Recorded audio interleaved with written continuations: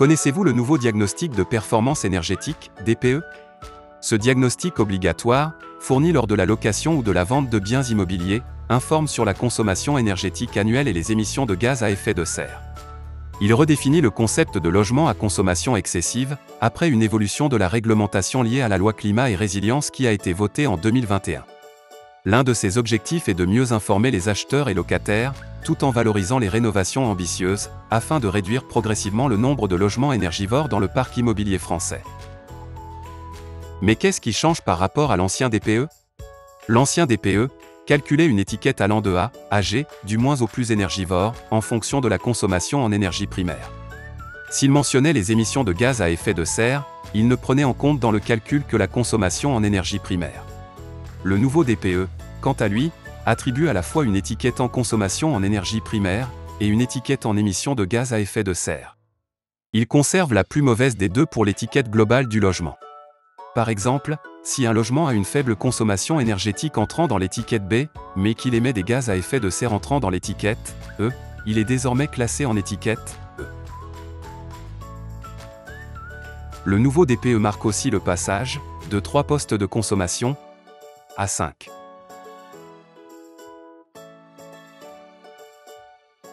De même, le nouveau DPE se base sur une méthode de calcul, elle aussi, nouvelle, aboutissant à des changements d'étiquette. Concrètement, les nouvelles étiquettes voient leur valeur basse et haute, décalées par rapport aux anciennes, ce qui provoque un changement d'étiquette pour de nombreux logements, pour l'énergie comme pour les émissions de gaz à effet de serre.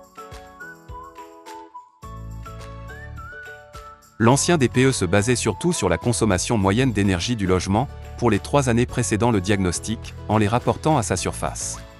Cette méthode, dite surfacture, disparaît avec le nouveau DPE. Celui-ci se base désormais sur les caractéristiques physiques du bâtiment, qualité de l'isolation, type de fenêtre, et système de chauffage. C'est d'ailleurs désormais sur ces données d'entrée qu'il est possible de faire opposition en cas de litige sur un diagnostic. Le design du diagnostic évolue aussi. Il propose des indicateurs comme le confort d'été, la qualité globale de l'isolation, ou la qualité de la ventilation. On y retrouve aussi des recommandations d'usage, de bonne gestion, d'entretien, ainsi que de travaux avec l'évolution de la performance énergétique après travaux. Les évolutions du nouveau DPE impactent principalement les classes F et G, dites passoires énergétiques. Environ 800 000 logements jusqu'à classés, E, deviennent des passoires énergétiques.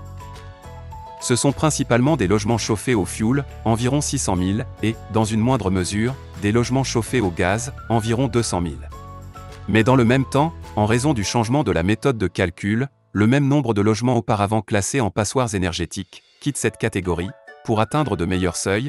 C'est le cas de 600 000 logements chauffés à l'électricité, et 200 000 chauffés au bois, qui quitteront la catégorie des passoires énergétiques. Bref, le nouveau DPE valorise davantage les énergies à faibles émissions de gaz à effet de serre que son prédécesseur.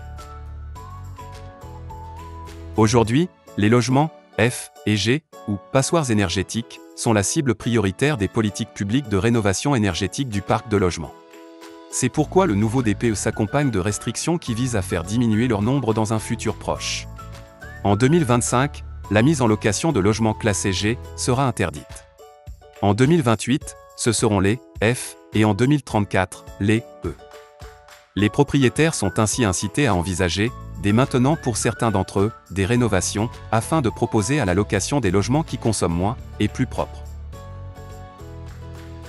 Et voilà! Vous connaissez maintenant le cadre réglementaire du DPE, les changements opérés par rapport à l'ancienne version, le comparatif des seuils, les enjeux qu'implique sa nouvelle méthode de calcul, ainsi que les changements au niveau des passoires énergétiques et les objectifs de rénovation. À bientôt!